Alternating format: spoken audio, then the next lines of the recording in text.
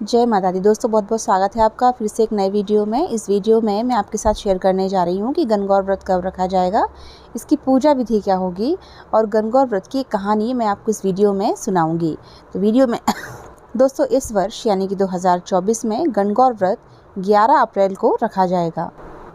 इस व्रत को अविवाहित लड़कियाँ भी करती हैं और विवाहित महिलाएँ अपने पति की लंबी उम्र और घर में सुख समृद्धि के लिए भी इस व्रत को करती हैं। तो गणगौर व्रत के दिन भगवान शंकर ने अपनी अर्धांगिनी पार्वती जी को तथा पार्वती जी ने समस्त स्त्रियों को सौभाग्य का वर दिया था।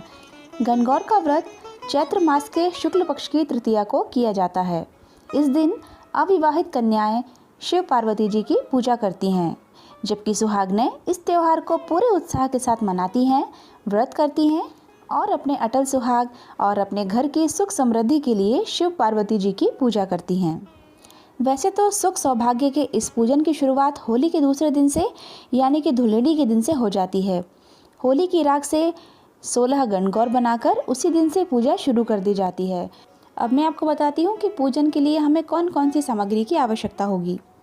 तो पूजन के लिए हमें चाहिए चौकी या पाटा, तांबे का कलश, काली मिट्टी, होली की राख, मिट्टी का दीपक, कुमकुम, चावल, हल्दी, मेहंदी, गुलाल, अबीर, काजल, घी, फूल, दूब, आम के पत्ते, पानी से भरा कलश, पान के पत्ते, नारियल, सुपारी, गणगौर के कपड़े, गेहूँ, चुनरी, आटे व बेसन के गुने, वस्त्र, सुहाग पिटारी या 16 श्रृंगार का सामान, एक पवित्र स्थान को और स्वच्छ करके और वहाँ पर चौक बनाएं, उसके ऊपर पाटा रखें, पाटे के ऊपर सांतिया बनाएं, कलश रखें, उसके ऊपर सुपारी और 1.25 रुपया रखें।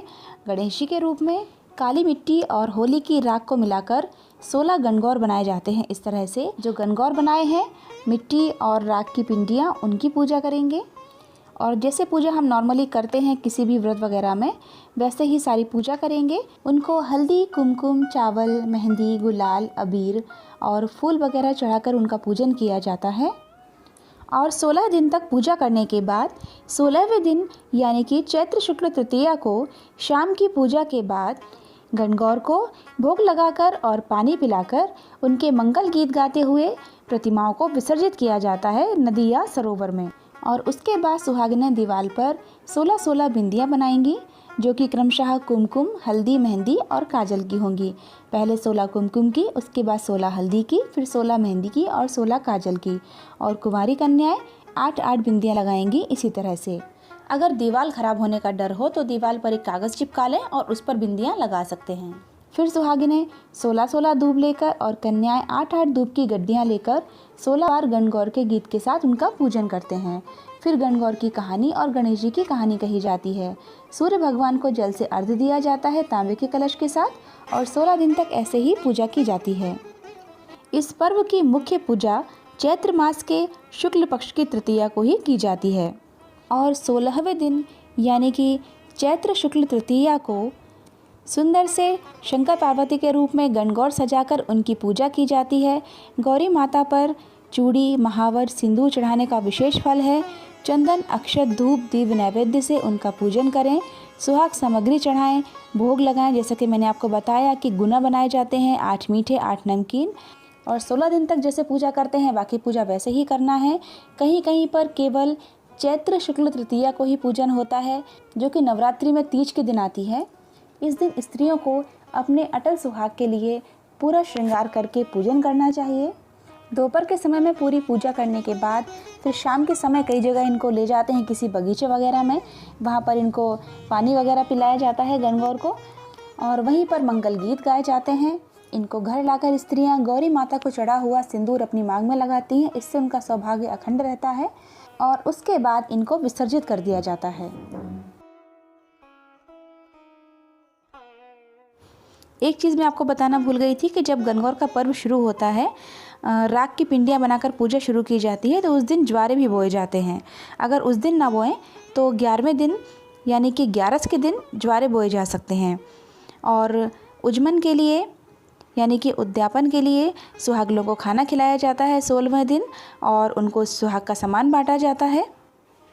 तो ये थी गणगौर पूजा की विधि और अब मैं आपको सुनाती हूँ गणगौर की कहानी। गणगौर व्रत कथा। एक समय भगवान शंकर नारद एवं पार्वती जी को साथ लेकर पृथ्वी की ओर चल दिए। भ्रमण करते हुए तीनों जब एक गांव में पहुंचे, उस दिन चैत्र शुक्ल तृतीया थी। गांव के लोगों को जब शंकर जी के आगमन की सूचना मिली तो धनी स्त्रियां उनके पूजनार्थ नाना प्रकार के रुचिकर भोजन बनाने में लग गईं। इसी कारण से उन कुलवंत स्त्रियों को काफी देर हो गई। दूसरी ओर निर्धन स्त्रियां जैसे बैठी थीं, वैसे ही चलकर उन्होंने थाल में हल्दी, चावल, अक्षत और जल लेकर शिव पार्वती की पूजा की। अपार श्रद्धा भक्ति में निमग्न उन स्त्रियों को पार्वती ने पहचाना और उनकी भक्ति रूपी वस्तुओं को स्वीकार करके उन सबके ऊपर सुहाग रूपी हरिद्रा यानी कि हल्दी छिड़क दी। इस प्रकार मातेश्वरी गौरी से आशीर्वाद और मंगल कामनाएं प्राप्त करके वे औरतें अपने अपने घर चली गईं। तत्पश्चात कुलवंत स्त्रियां 16 श्रृंगार 56 प्रकार के भोजन सोने के थाल में सजा कर लाईं। तब भगवान शंकर ने शंका व्यक्त करते हुए पूछा, पार्वती जी, तुमने तमाम सुहाग प्रसाद तो साधारण स्त्रियों में बांट दिया, अब इन सबको क्या दोगी? पार्वती जी बोली, हे स्वामी, आप इसकी चिंता छोड़ दें। उन्हें केवल ऊपर से छिड़क कर ही सुहाग दिया है, इसलिए उनका सुहाग ऊपर से ही रहेगा, परंतु इन सुहागिनों को मैं अपनी उंगली चीरकर सुहाग दूंगी, जो मेरे समान ही अखंड सुहागवती बन जाएंगी। जब साहूकारनियां शिव पार्वती का पूजन कर रही थीं, तो माँ पार्वती ने अपनी उंगली को चीरकर रक्त को उनके ऊपर छिड़क कर कहा, तुम सब सुहागिनें अखंड सौभाग्यवती होंगी और संपूर्ण जीवन इसी खुशी से अपने अपने पति की सेवा करना। पति की सेवा से तुम सभी अखंड सौभाग्य को प्राप्त करोगी। माँ गौरी का आशीर्वाद सुनकर शिव पार्वती को प्रणाम करके साहूकारों की स्त्रियां अपने अपने घर लौट आईं और पति परायण बन गईं। माँ पार्वती द्वारा छिड़का खून जिस स्त्री के ऊपर जितना गिरा, उस स्त्री ने वैसा ही सौभाग्य प्राप्त किया। इसके पश्चात पार्वती जी ने भगवान शंकर जी की आज्ञा से गंगा जी जाकर स्नान किया और बालू के शंकर जी बनाकर विधि पूर्वक पूजन किया तथा भोग लगाया और प्रदक्षिणा करके बालू के 2 कणों का प्रसाद खाकर माँ पार्वती ने मस्तक पर टीका लगाया। उसी समय पार्थिव शिवलिंग से भगवान शिव जी प्रकट हुए तथा पार्वती जी को वरदान दिया, आज के दिन जो कोई भी स्त्री मेरा विधि विधान से पूजन और तुम्हारा व्रत करेगी, उसके पति चिरंजीवी होंगे और अंत में शिवलोक की प्राप्ति होगी। भगवान शिव जी यह वरदान देकर अंतर्ध्यान हो गए। उसके बाद पार्वती जी नदी तट से चलकर उस स्थान पर आईं जहां पर शिव जी और देवर्षि नारद को छोड़कर गई थी। पार्वती जी के आने पर शिव जी ने विलंब से आने का कारण पूछा, तो इस पर पार्वती जी ने कहा कि मेरे भाई भावज नदी के किनारे मिल गए थे। उन्होंने मुझसे दूध भात खाने और ठहरने को कहा, इसी कारण से मुझे आने में देर हो गई। ऐसा सुनकर अंतर्यामी भगवान शिव जी स्वयं दूध भात खाने के लिए चल दिए। पार्वती जी ने जब समझा कि हमारे झूठ की पोल खुलने लगी है, तो माँ गौरी मायूस होकर शंकर जी की प्रार्थना करने लगी, हे भोले भंडारी, आज हमारी लज्जा आपके ही हाथ है। तत्पश्चात शिव जी के पीछे पीछे चल दी। पार्वती जी ने जब नदी की ओर देखा तो एक सुंदर माया का महल दिखाई दिया, जिसमें शिव जी के साले और सहलज मौजूद थे।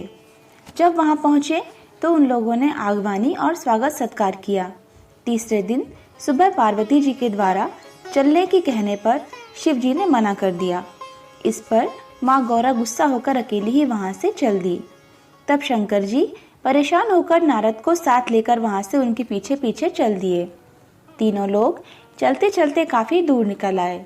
सायंकाल होने पर शिवजी ने बहाना बनाया कि मैं तुम्हारे मायके में अपनी माला भूल आया हूँ। इस पर पार्वती जी माला लाने को तैयार हुई, किंतु शिवजी की आज्ञा न होने से अपने मायके माला लेने न जा सकी। नारद जी वहां गए। जाकर देखते हैं कि ना कहीं महल है और ना कहीं साला। वरण घोर अंधकार में घोर हिंसक पशु घूम रहे हैं। इस अंधकारपूर्ण डरावने वातावरण को देखकर नारद जी बहुत ही आश्चर्यचकित हुए। अचानक बिजली के चमकने से वृक्ष पर टंगी हुई माला दिखाई दी। उसे लेकर महामुनि नारद भयभीत होकर शीघ्र ही शिवजी के पास आए और आंखों देखा वर्णन कह सुनाया। इस प्रसंग को सुनकर हंसते हुए शिवजी ने नारद जी से उसका कारण बताया। हे मुनि नारद, आपने जो कुछ देखा वह पार्वती जी की अनोखी माया थी। वे अपने पार्थिव पूजन की बात को आपसे गुप्त रखना चाहती थी, इसलिए उन्होंने झूठा बहाना बनाया था। फिर उसे सत्यासत्य करने के लिए उन्होंने अपने पतिव्रत धर्म की शक्ति से एक महल की रचना की। अस्तु, सच्चाई को जानने के लिए मैंने माला लाने के लिए तुम्हें दोबारा उस स्थान पर भेजा था। यह सुनकर नारद मुनि ने कहा कि माता पार्वती तथा इसके पतिव्रत से उत्पन्न घटना को छिपाने का सवाल है, वह भी साफ ही जान पड़ता है, क्योंकि पूजा गुप्त रूप से ही करनी चाहिए। मेरा यह आशीर्वाद वचन है कि जो स्त्री इस दिन गुप्त रूप से पति का पूजन कार्य संपादित करेंगी, उन्हें आपकी कृपा से समस्त मनोकामनाओं की पूर्ति होगी तथा उनके पति भी चिरंजीवी होंगे। यह कहकर नारद मुनि तो भगवान शिव एवं माता गौरा को प्रणाम करके देवलोक को चले गए और शिव पार्वती प्रसन्न मुद्रा में कैलाश की ओर चल पड़े। श्री सीता जी ने गिरिजा यानी कि गौरी जी की पूजा करके ही मनोवांछित वर प्राप्त किया था, जैसा कि रामायण में लिखा है। जय जय जय गिरिराज किशोरी, जय महेश मुखचंद चकोरी, जय गजबदन षडानन माता, जगत जननी दामिनी दुति गाता। चूंकि माँ पार्वती जी ने इस व्रत को गुप्त रूप से किया था, उसी के अनुसार आज भी पूजन के अवसर पर आदमी मौजूद नहीं रहते हैं। तो ये थी गणगौर पूजा की विधि और कथा। तो गणगौर पूजा कीजिए और माता पार्वती और भगवान शिव का आशीर्वाद प्राप्त कीजिए और घर में सुख समृद्धि लाइए।